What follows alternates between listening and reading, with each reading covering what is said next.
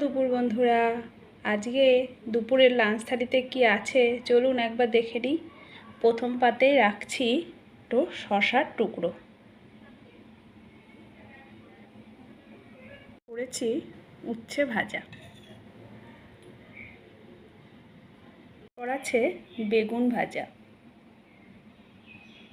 তারপরে করেছি সজনের ডাঁটা, আলু, পটল, মিষ্টি কুমড়ো, বেগুন দিয়ে একটা পাঁচমিশালি সবজি। আর করেছি দই কাতলা, কালো জিরে কাঁচা লঙ্কা ফোড়ন দিয়ে, আদা জিরে বেটে দিয়ে আর টক দই ফাটিয়ে দিয়ে করেছি দই কাতলা। তো আজকে আর 1 গ্লাস জল নিয়ে নিলাম সঙ্গে। আজকের মধ্যাহ্নভোজনের থালিটা আপনাদের কেমন লাগলো অবশ্যই জানাবেন। ভালো লাগলে লাইক শেয়ার কমেন্টস করবেন।